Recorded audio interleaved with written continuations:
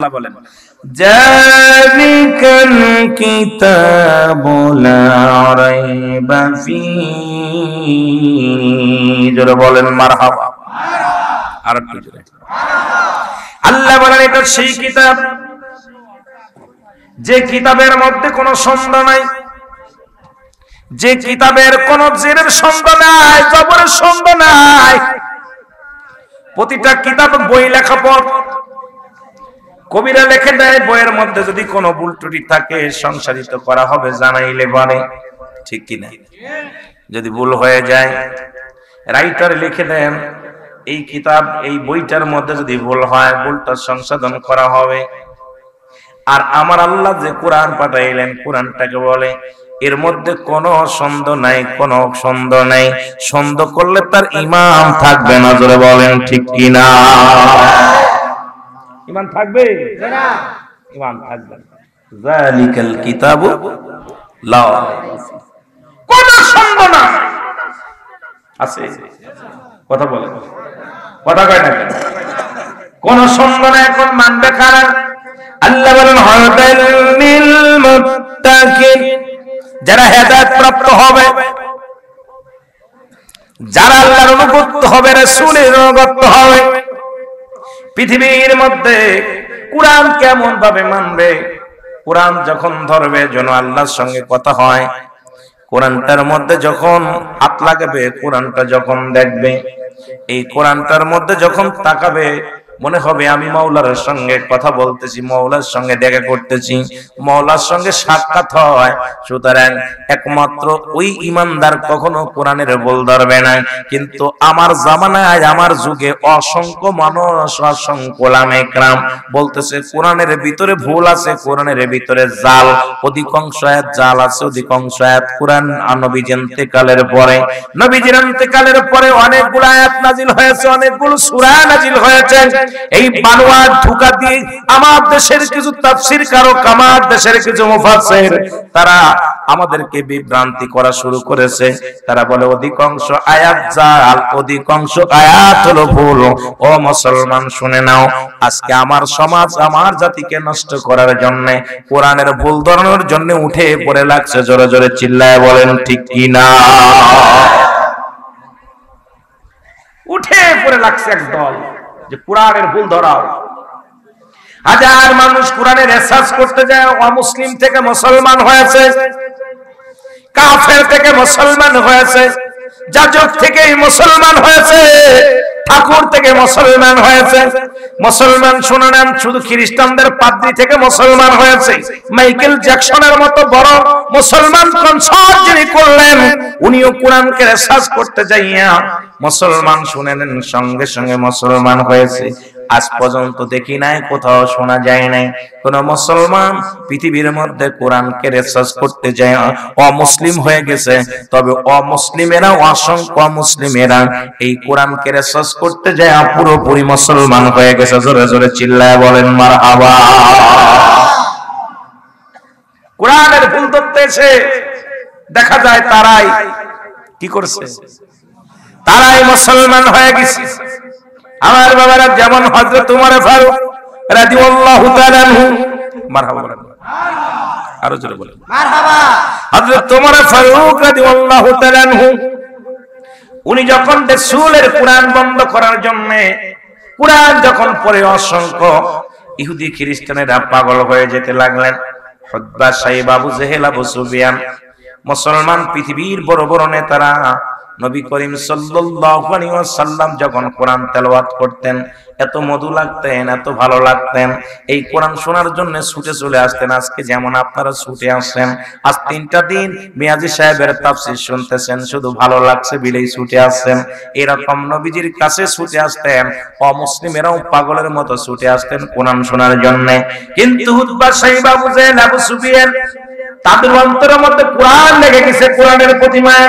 কারণ পৃথিবীর মধ্যে কত গান, কত বাজনা, কত ডিজে গান আসলো, আমার যুবক ভাইরা পাগল হয়ে গেল, আমার আমার যুবক ভাইরা সেই গানের জন্য পাগল, আমার যুবতী মা বোনেরাও গানের জন্য পাগল। 1 মাস 2 মাস 1 বছর গানের জন্য রিহার্সেল ভালো লাগে, এরপরে গানটার ভালো লাগে না। কিন্তু ছোট্ট থেকে কোরআন শুনলাম, আজ পর্যন্ত যে কারি পড়ে কারি চাইতো কারির ভালো লাগে, আলেমের পড়া চাইতো আলেমের পড়া ভালো লাগে, হাফেজ সাহেবের পড়া চাইতো নাফেজের পড়া ভালো লাগে। কিন্তু কোরআনের পরিবর্তন হয় নাই, পরিবর্তন হয় নাই। ওই একই আয়াত, একই সূরা, একই অক্ষরগুলো রয়েছে, কোনো পরিবর্তন হয় নাই। যত পড়ি ততই মজা লাগে। জোরে জোরে চিল্লায় বলেন ঠিক কি না? যত পড়ি ততই ভালো লাগে কি লাগে না? ইমাম সাহেব পড়তেছে সূরা ফাতিহা, যে পড়ে না চোখের পালক বেদের মেয়ে জুসনা, কত গান আসলো, আসে নাই? কিন্তু একদিন দুদিন পরে এটা ডিলেট, আর ছেলেরা গায় না। কথা বলেন, গায় কি? বন্ধ। কিন্তু এই যে সূরা ফাতিহা মার পাড়তে পড়ে শুনেছেন, আলহামদুলিল্লাহি রাব্বিল আলামিন আর রহমানির রহিম মালিকি ইয়াউমিদ্দিন ইয়াকা না'বুদু ওয়া ইয়াকা নাস্তাঈন ইহদিনাস সিরাতাল মুস্তাকিম সিরাতাল লাযীনা আন'আমতা আলাইহিম গায়রিল মাগদুবি আলাইহিম ওয়ালাদ-দাল্লিন। আরাকারি পড়ে বিসমিল্লাহির রহমানির রহিম, আলহামদুলিল্লাহি রাব্বিল আলামিন আর রহমানির রহিম মালিকি ইয়াউমিদ্দিন ইয়াকা না'বুদু ওয়া ইয়াকা নাস্তাঈন। একজন একজন পড়ে খালি মজা লাগে, খালি মজা লাগে।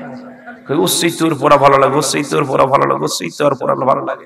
কিন্তু গান গাইলে 2 দিন পড়ি, 1 দিন পড়ি, আর এটা ভালো লাগে না। জোরে বলেন ঠিক কি না?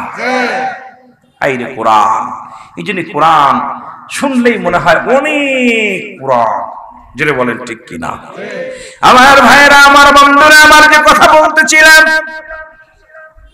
কথাগুলো খেয়াল করবেন। আমি অন্যদিকে আলোচনায় চলে যাব, শুধু একটু বোঝানোর জন্য, কথাগুলো জানানোর জন্য বলে যাই। মুসলমান ও দুনিয়ার মুসলমান শুনে নেন, এই কোরআনুল কারীম নবীজি পড়ে খুতবা সাহেব আবু জেহেল আবু সুফিয়ান বাধা দিবে, তারা কোরআনের বাণী শুনবে না।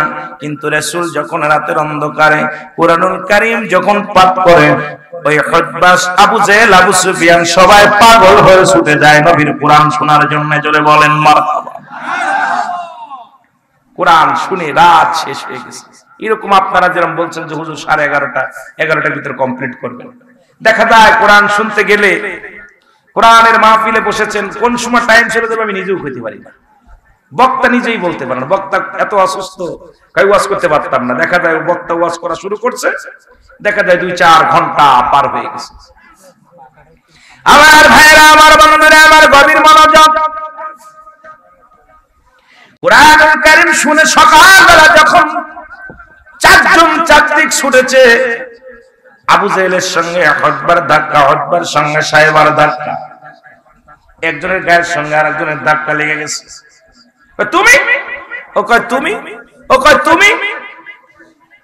সবাই বলে, আবু জেহেল তুমি যে গতকালকে বললেন মুহাম্মাদের কোনো কথা শোনা যাবে না, মুহাম্মাদের কোনো বাণী শোনা যাবে না, মুহাম্মাদের বাণী যে শুনবে সে কি হয়ে যাবে, সে কালা হয়ে যাবে, রাসূলের মুহাম্মাদের যে দেখবে সন্দেহ হয়ে যাবে। তুমি প্রতিজ্ঞা করলে আমাদেরকে জানাইলা মুহাম্মাদের বাণী শোনা যাবে না, কোরআন শোনা যাবে না। আজকে কেন তুমি আসছো? আগে বলো, তুমি আমাদের নেতা, তুমি কেন আসছো? আবু জেহেল কয়, না রে, মুহাম্মাদের এই বাণী কোনো সাধারণ বাণী নয়, মুহাম্মাদের কোনো বানোয়াট কোনো গল্প নয়, আসলে এটা খোদাই রহমত, এটা আল্লাহর তরফ থেকে আসে। এই জন্য এই বাণী যতই পড়ে ততই মজা লাগে। জোরে জোরে বলেন মারহাবা। যত পড়ে ততই মজা লাগে, তবে এটা শোনা যাবে না, শুনলে ঈমান নষ্ট হয়ে যাবে। 4 বন্ধু প্রতিজ্ঞা করলেন, 4 বন্ধু প্রতিজ্ঞা করলেন, আজকে মুহাম্মদ যতই আমাদেরকে পাগল বানাক, আমরা কোরআন শুনতে যাব না। মুহাম্মদ যতই সুন্দরভাবে তেলাওয়াত করুক না কেন, আমরা শুনবো না, কাউকে শুনতে দিব না।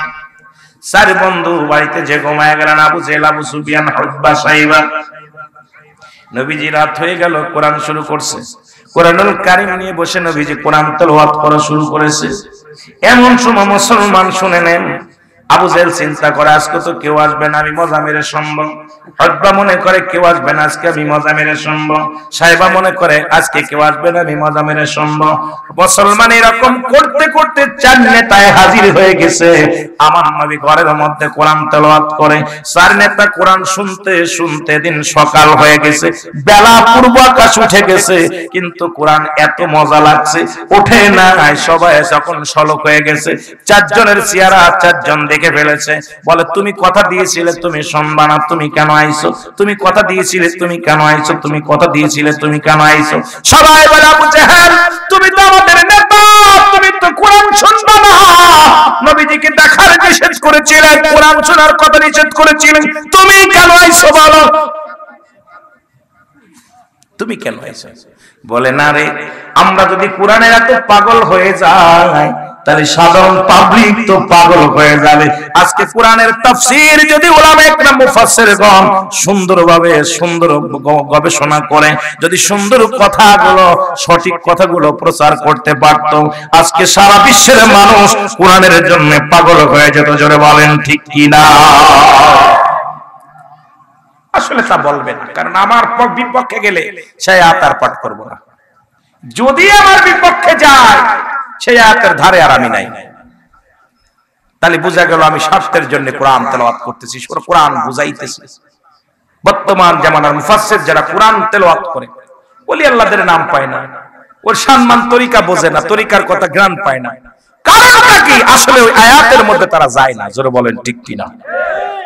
ওই আয়াতগুলোর মধ্যে তারা যায় না। বলতেছিলাম যে কথা, এ মুসলমান, এই কোরআন যখন তেলাওয়াত করে মানুষদেরকে পাগল করতেছিলেন, রাসূলের দ্বিতীয় খলিফা তখন তো হযরত ওমর ফারুক রাদিয়াল্লাহু তাআলা, তখনও হযরত বলা যাবে না, তখনও হযরত খাত্তাবের বেটা ওমর, উনি খোলা তরবারি নিয়ে রাসূলকে হত্যা করার জন্য রওনা হয়ে গেলেন। খোলা তরবারি নিয়ে রাসূলকে হত্যা করতে চলে গেলেন। পথের মধ্যে নাইম ডাকতে বলে, আব্দুল্লাহ বিন নাইম, নাইম ডাকতে বলে শুনছনি ও ওমর তুমি কোথায় যাও? খাত্তাবের বেটা ওমর কোথায় যাও? কয় শুনেছি আব্দুল্লাহর বেটা মুহাম্মদ ওই থেকে কোরআন তেলাওয়াত করা শুরু করেছে। কোথা থেকে তারা আল্লাহর কালাম শোনায়, গোটা মক্কা মদিনার মানুষগুলো পাগল বানাইতেছে। তলে তলে সবাই গোপনে গোপনে মুসলমান হয়ে যায়। আমি যেতেছি আব্দুল্লাহর বেটা মুহাম্মাদের কল্লাটা শিরচ্ছেদ করার জন্য, এই দুনিয়া থেকে তার চির বিদায় করে দিব। জোরে বলা যাবে না নাউজুবিল্লাহ? নাইম বলতেছে, আব্দুল্লাহ বিন নাইম বলতেছে, তুমি কি খবর জানো? কি খবর? খবরটা হলো তোমার ভগ্নিপতি আবু সাঈদ, নাম কি? হযরত আবু সাঈদ, তোমার বোন ফাতিমা গোপনে কোরআন তেলাওয়াত করে মুসলমান হয়ে গেছে। মারহাবা বলা যাবে না? আরো জোরে। তুমি কাকে হত্যা করতে যাচ্ছ? তোমার ঘরটা সামলা আগে। তোমার আপন বোন, তোমার ভগ্নিপতি কালেমা পড়ে মুসলমান হয়ে গেছে, তারা কোরআনের পাগল হয়ে গেছে।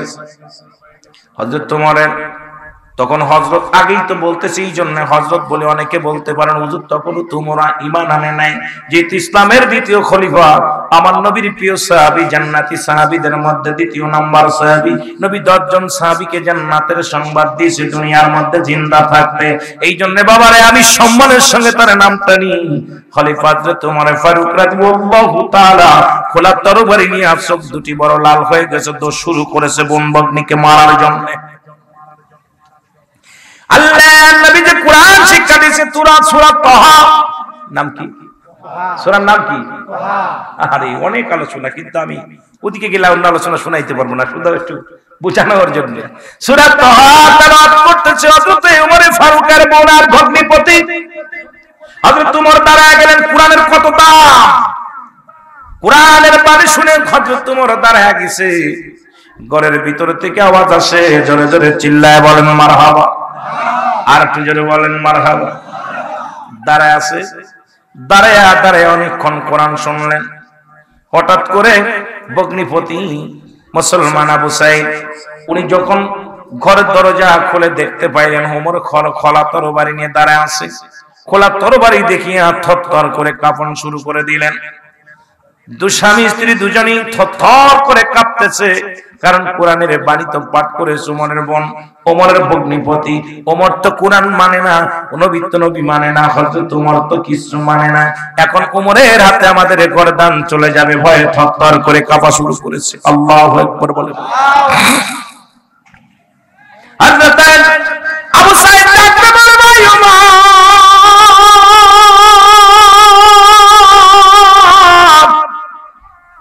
আপনি কখন এসেছেন? এই দরজায় দাঁড়াও আছেন। বলে, আমি অনেকক্ষণ যাবত এসেছি। তোমরা ঘরের ভিতরে কি পাপ করতেছিলা, কি পড়তেছিলা বলো আগে বলো। বোন বাগ্নির গলার পানি শুকায় গেছে, কারণ যা পাঠ করছে শুনলেই মৃত্যুদণ্ড। বিপদ থেকে বাঁচা সম্ভব নয়। থরথর করে কাঁপন শুরু করে দিলেন। হযরত ওমর বলে, আমি কথা দিলাম রে তোদেরকে আমি হত্যা করব না, আগে বলো কি পাঠ করলাম, এতক্ষণ সময় কি তোমরা তেলাওয়াত করতেছিলে আমাকে বলো। ওমরের বোন ভগ্নিপতি দুজনেই বলল, ওমর রে, যদি এইটা শুনতে হয় তাহলে একটা কাজ করো। সেই কাজটা হলো তুমি আগে গোসল করে আসো। এই বাণী শোনাইতে গেলে ওযু লাগে, পবিত্রতা লাগে। এটা সাধারণ কোন কিতাব নয়। ইংরেজি পড়তে গেলে ওযু লাগে না, বাংলা পড়তে গেলে ওযু লাগে না, ফার্সি পড়তে গেলে ওযু লাগে না, কোন ধর্ম কোন বিষয় পড়তে গেলে ওযু লাগে না। আল্লাহর কোরআনটাকে এটা তেলাওয়াত করতে হলে, শুনতে হলে ওযু লাগবে। আগে এই বাণী শুনতে হলে তোমাকে ওযু গোসল করতে হবে, পবিত্রতা, তোমাকে পবিত্রতা হয়ে আসতে হবে। জোরে জোরে চিল্লায় বলেন মারহাবা। এ ভাইরা আমার, বন্ধুরা আমার, ওমর ফারুক গোসল করে আসলেন, ওযু করলেন, ওযু করা শিখিয়ে দিলেন। কেমনে ওযু করবে নবীজি যেভাবে শিখিয়ে দিয়েছে হযরত আবু সাঈদ শিখিয়ে দিলেন। ওযু করলেন, বলে এবার সূরা তাহা যেটা পাঠ করতেছিলেন পাঠ করা শোনাইলেন। শোনানোর পর হযরত ওমরের গা থেকে ঝরঝর করে ঘাম ঝরতে লাগলেন। বলে, বুনে বকনিরা রে, তারা আমি আসি। সুবহানাল্লাহ বলেন না। সুবহানাল্লাহ। তরবারি হাতের মধ্যে আছে, রাসূলুল্লাহকে হত্যার উদ্দেশ্যে রওনা হয়ে গেলেন।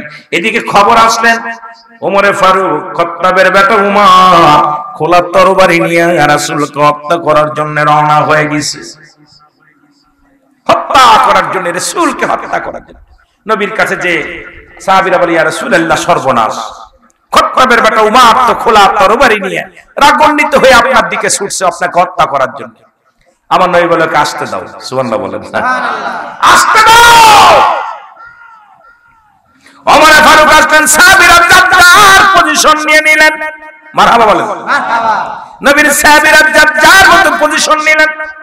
সাহাবীরা বলে, ইয়া রাসূলুল্লাহ, ইয়া হাবিবাল্লাহ, যদি ওমর এসে আজকে যদি আপনার উপরে বিদ্রোহী ঘোষণা করে, কোন রকম যদি আপনাকে আঘাত করে কথা বলে, কোন রকম যদি আপনার দিকে চোখ আগলায় কথা বলে, আমরা সাহাবীরা মেনে নেব না।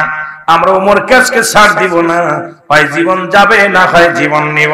যার যার পজিশন নিয়ে দাঁড়ায় গেলেন। হযরত ওমর রথ খোলা তরবারি নিয়ে রাসূলুল্লাহর দিকে রওনা হয়ে গেলেন। আমার নবীর সামনে আসিয়া ওমর থম করে দাঁড়ায় গেলেন। একদম দাঁড়ায় গেলেন, কথা বলে না, একদম মূর্তির মতো দাঁড়ায় রইলেন। আমার নবীজি উমরের কলারটা চেপে ধরলেন। আল্লাহু আকবার বলেন। আল্লাহু আকবার। নবীজি উমরের কলারটা চেপে ধরে বলে, হে উমর, তুমি কিসের জন্য এভাবে থম মেরে দাঁড়ায় গেলেন?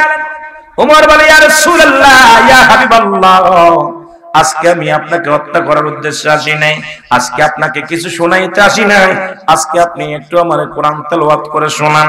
আমি আর একটা মিনিটও মুসলিম থাকতে চাই না।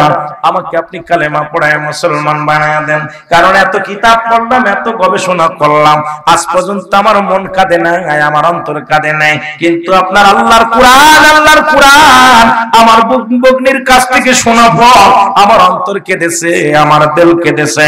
ইয়া রাসূলুল্লাহ, ইয়া হাবিবাল্লাহ, আমি আর একটা মিনিটও মুসলিম থাকতে চাই না। আমাকে আপনি মুসলমান বানায়া দেন। কালেমা পড়ে লা ইলাহা ইল্লাল্লাহু সাল্লাল্লাহু আলাইহি ওয়াসাল্লাম। সাহাবীদের হাতে তরবারি নিয়ে তাকবীর দিলেন, নারায়ে তাকবীর, সুবহানাল্লাহ বলেন। এখন আমাদের তাফসীর কারকরা কয় লিল্লাহি তাকবীর। ওদিন সাহাবীরা তাকবীর দিয়েছিল নারায়ে তাকবীর। নারায়ে তাকবীর শব্দের অর্থ হলো উচ্চ আওয়াজে তাকবীর দাও আল্লাহর জন্য। আর লিল্লাহি তাকবীর, আওয়াজ তাকবীর দাও আল্লাহর জন্য। দুইটা শব্দ, একটা শব্দ কিন্তু তাফসীর কারকরা বর্তমান ব্যবহার করে। কিন্তু আমরা সুন্নি যারা, আমরা সুন্নি তাফসীর কারক যারা আছি, সবাই বলি নারায়ে তাকবীর, আল্লাহু আকবার, সাথে বলি নারায়ে রিসালাত, ইয়া রাসূলুল্লাহ, জোরে বলা যাবে না মারহাবা। নবী মোর পরশমণি, নবী মোর সোনার খনি, নবী নাম জাপে যে জন সেই তো দুজাহানের ধনী। নবী মোর পরশমণি, আরো জোরে বলেন, নবী মোর পরশমণি, নবী মোর সোনার খনি, নবী নাম জাপে যে জন সেই তো দুজাহানের। ও নামে মধু মাখা, ও নামে জাদু রাখা, ও নামে মধু মাখা, ও নামে জাদু রাখা, ওই নামে মজনু হলো, ওই নামেতে মজনু হলো মাওলায় আমার কাদের গনি। নবী মোর পরশমণি, নবী মোর সোনার খনি, নবী নাম জপে যে জন সেই তো দুজাহানের ধনী। একটু জোরে বলেন না, নবী মোর পরশমণি, নবী মোর সোনার খনি, নবী নাম জপে যে জন সেই তো দুজাহানের ধনী। সেই তাকবীরটা সুন্নিরা দেয়, নারায়ে রিসালাত, ইয়া রাসূলুল্লাহ। এই নবীর নামটা যখনই বলি শান্তি পায়, তৃপ্তি পায়, জোরে বলেন ঠিক কিনা? আল্লাহর কসম, বাংলাদেশে ওই সমস্ত মুফাসসিরেরা, ওই সমস্ত মুফতিরা নারায়ে রিসালাত জবানে আনে না। আমি কি হাসান মিছা কইছি? কথা বলেন, হাসান মিছা কইছি? জীবনেও তারা দিবে না। নারায়ে তাকবীরটাই দেয় না, বলে নারায়ে দেওয়া যাবে না। আর নারায়ে শব্দের অর্থ উচ্চ আওয়াজে, উচ্চ আওয়াজ আল্লাহর জন্য তাকবীর দাও। তাকবীরটা কাকে উচ্চ আওয়াজ হবে না? আল্লাহ কি বড় না ছোট? তো সে আল্লাহর নামে তাকবীরটা দিবি, এখানেও কাজ করছে। কথা বুঝেন না? কয় মুফাসসির, তাফসীর কারক। মাঝে মাঝে কই চিন্তা করি, কি খেয়ে লেখাপড়া করছো, কিসের তাফসীর করো? তাফসীর করো শুধু হাঙ্গামা করা তাফসীর করো, হঠাৎ মানুষের ভিতরে হট্টগোল করা, যেগুলো বাদিয়ে দিয়েছে এগুলো আসলে তোমরা না। এইজন্য আল্লাহ বলে মিনান নাস, মানুষের মধ্যে কোন তারা বলবে আমান্না, তার ঈমান আনছে বিল্লাহি, আল্লাহর প্রতি। না শব্দের অর্থ মানুষ, আল্লাহু আকবার বলেন না। না শব্দের অর্থ কি? জোরে বলেন না। বেঈমানগুলো কিসের মধ্যে আছে? কিসের মধ্যে আছে? কথা কয় না। মানুষের মধ্যে। কিসের মধ্যে? এই মানুষগুলোর মধ্যে বেঈমান আছে, মুনাফিক আছে। কি আছে? মুনাফিক আছে, বেঈমান গুলো আছে। আল্লাহ বলে হাবিব রে, ওয়ামিনান নাস, মানুষের মধ্যে মায়াকুল, তারা বলবে আমান্না, তার ঈমান আনছে বিল্লাহি, আল্লাহর প্রতি, অবিল আখিরাতের প্রতি বিশ্বাস স্থাপন করেছে। ওমা হুম বিমুমিনিন,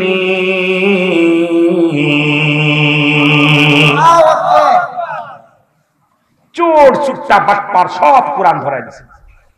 কোরআনের ভিতর কোরআন যদি তাফসীর করো, খালি তোমার পক্ষে যাবে না, বিপক্ষেও যাবে। কোরআনটা সুন্দরভাবে তাফসীর করলে মজা। কোরআনের ভিতর যে কত মধু আছে, কত ভালোবাসা আছে, কত প্রেম আছে।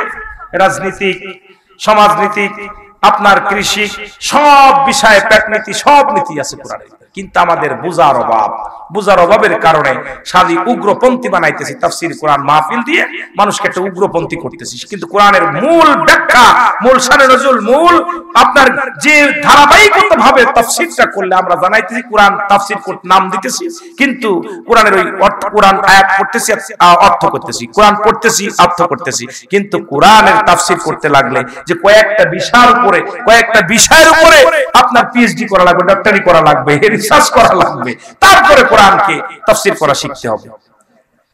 আমাদের দেশে তাফসীর কারক যেগুলো, অধিকাংশ তাফসীর কারকই দেখি কোরআন থেকে তেলাওয়াত করে আর ওই অর্থটা বলে যায়।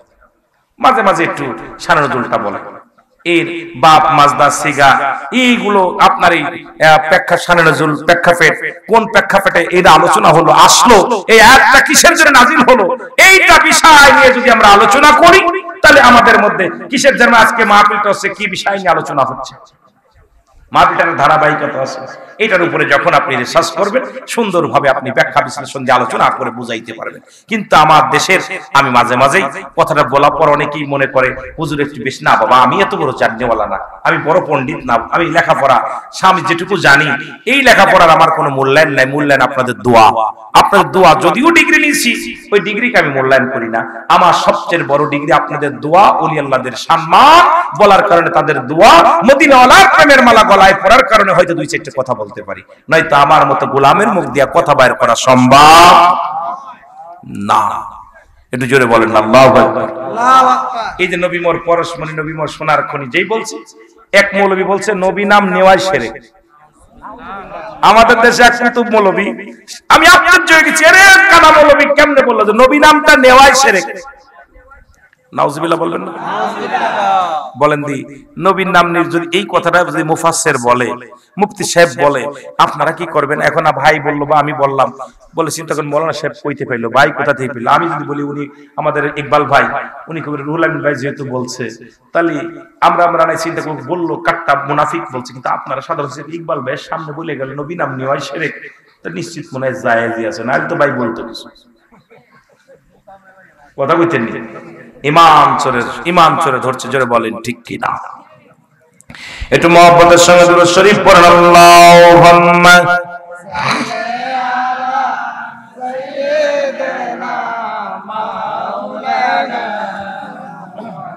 ওয়া আলি সাইয়্যিদিনা। পৃথিবীর মধ্যে হাফেজ শব্দের অর্থ হেফাজতকারী, কোরআনকে হেফাজত করেছে অসংখ্য হাফেজে কোরআন। এই কোরআন নামটা শুনলেই মনে হয় পুরাণ, যদি বলেন ঠিক কিনা? কোরআনটা নাম শুনলে মনে হয় অনেক পুরাণ।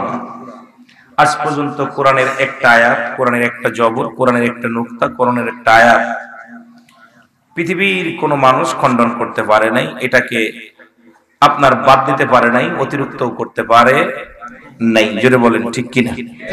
আরো জোরে বলেন। এই কোরআনের ভিতর 6666 আয়াত, 114টা সূরা। এই সূরাগুলো মুমিনদের জন্য কিছু আছে মক্কি, কিছু আছে মাদানী। মক্কি সূরাগুলো রাসূল আকরাম সাল্লাল্লাহু আলাইহি সাল্লাম যখন মক্কায় ছিলেন, এই সূরাগুলোকে মক্কি সূরা বলে। মক্কা থেকে যখন মদিনায় হিজরত করলেন, হিজরতের পরে যে সূরাগুলো নাজিল হয়েছে এই সূরাগুলোকে মাদানী সূরা বলে। সুবহানাল্লাহ বলেন না? দুইটা ভাগ, একটা হলো মাদানী, একটা হলো মক্কি। মারহাবা বলেন না? কয়টা ভাগ? রাসূল পাক সাল্লাল্লাহু আলাইহি সাল্লাম হিজরতের পরে যে সূরাগুলো, যে আয়াতগুলো নাজিল হয়েছে, এটাকে কি বলে? মাদানী সূরা। কি সূরা? মাদানী সূরা। মদিনার বুকে যাওয়ার পর যে সূরাগুলো নাজিল হয়েছে। মক্কার জমিনে রাসূল আকরাম সাল্লাল্লাহু আলাইহি সাল্লাম থাকাকালীন যতগুলো আয়াত, যতগুলো সূরা নাজিল হয়েছে, এটাকে বলা হয় মক্কি সূরা। জোরে বলেন না মারহাবা? আর একটু জোরে বলেন। তো তৎকালীন জামানায় নবীজির কাছে যখন কোরআন নাজিল হতো, অসংখ্য কাফের বেঈমানেরা এই কোরআনকে বানোয়াট মনে করতেন, যে একটা রূপ কথা, একটা গল্প। এটাকে রাসূল পাক সাল্লাল্লাহু আলাইহি সাল্লাম আমাদের কাছে ধোঁকা দিতেছে, হুজুর আকরাম সাল্লাল্লাহু আলাইহি সাল্লাম একটা বানোয়াট গল্প আমাদের শোনাইতেছে। হাবিব ওদেরকে ঘোষণা করে দেন এইরকম একটা সূরা নাজিল করার জন্য, লেখার জন্য। এত কবি, আপনি এত সাহিত্যিক রয়েছে মক্কা মদিনার বুকে, কোন ব্যক্তি যদি পারে আমার একটা সূরা, ছোট্ট একটা সূরা লিখে পাঠাক, বলো। কিন্তু তৎকালীন জামানায় যুগে যুগে আজ পর্যন্ত কেউ পারে নাই। জোরে বলেন পারে নাই। আর এই কোরআনের ভিতরে কোনো সন্দেহ, জোরে বলেন। আর এই কোরআনটি এত দামি, কোরআনটা এত ভার, যিনি তাফসীর করেছেন উনি হয়তো আপনাদেরকে বলছে, আমি জানি না, তবুও একটু বোঝানোর জন্য কথাটা বলতেছি। এই কোরআনটা নাজিল হলো পাহাড়ের উপরে। পাহাড় বললো আল্লাহ আমার দ্বারাই সম্ভব না, এর বিশাল ওজন, ওয়েট কয়েক টন না, এত টন টন ওজন, কিন্তু হাতের মধ্যে নিয়ে কোরআন দেখাইতেছে এইভাবে। এই কোরআনটা এত দামি আর এত ভার, পাহাড় বললেন আল্লাহ আমার ভিতরে দিলে আমি জ্বলে পুড়ে শেষ হয়ে যাবো, এই ভারটা আমি সহ্য করতে পারবো না, এত ওজন, এটা আমি ধরে রাখতে পারবো না। কে বলল? জোরে চিল্লায় বলেন কে? পাহাড়। জমিনের মধ্যে কোরআনটা নাজিল করবে আল্লাহ। জমিন বলল আল্লাহ আমার ভিতরে দিয়েন না, আমি পুড়ে শেষ হয়ে যাবো, এর এত ওজন, এটার ওজন আমি ঠেকাইতে পারবো না, এত ভারী। জমিন কান্নাকাটি করলো, আল্লাহ আমার ভিতরে দিলে, আমার উপরে দিলে আমি সহ্য করতে পারবো না। গাছের উপরে গাছে একই বললাম পুড়ে শেষ হয়ে যাব। সেই কোরআনটা দিল মানুষের উপরে। কিসের উপরে? মানুষের মাধ্যমে। মানুষ এই কোরআনটাকে বুকে ধারণ করে আজকে কোরআনের অপব্যাখ্যা তাফসীর নামে আমাদের তাফসীর করে, সুন্নিরা তাফসীর করে একভাবে, আরেক বাতিলের আরেক রকম তাফসীর করে। তাফসীরের নাম দিয়া দেখা যায় একটা আয়াত বলেই বিভ্রান্তি করে অন্যদিকে আলোচনা, এমন ভাবে আলোচনার ভিতরে ঢুকে যায় যা জাতিকে বিভ্রান্তি করার একদম তাদের জন্য সহজ হয়ে যায়। জোরে বলেন ঠিক কিনা? জ্বলন্ত প্রমাণ দেয় যে আমি কোরআন থেকে বলতেছি, কোরআন থেকে বলতেছি। জোরে বলা যাবে না ঠিক কিনা? অথচ কোরআনের অধিকাংশ আয়াত তারা মানে না। ইয়া হাবিবাল্লাহ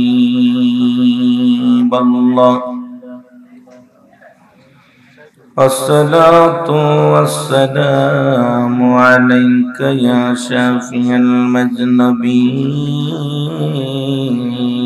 المذنبين الصلاة والسلام عليك يا رحمة للعالمين أعوذ بالله من الشيطان الرجيم بسم الله الرحمن الرحيم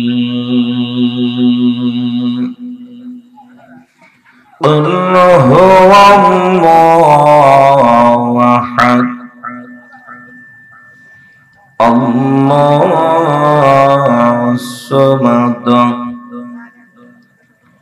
لم يلد ولم يولد ولم يكن له كفوا أحد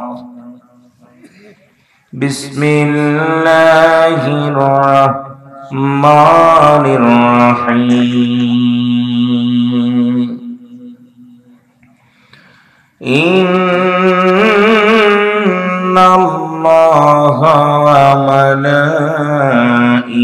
وملائكته يصلون على النبي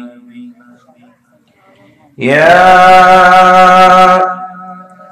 أيها الذين آمنوا صلوا عليه وسلموا تسليما اللهم صل ফ্যানটা বাতাসটা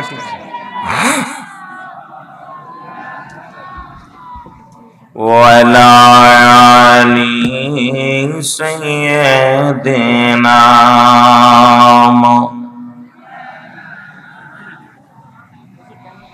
সবারি ভরে গিয়েছে কিসমত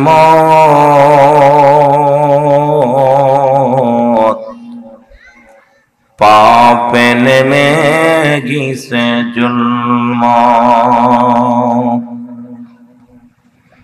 সবারি ভরে গেছে কিসমত পাপে ভরে গেছে জুলম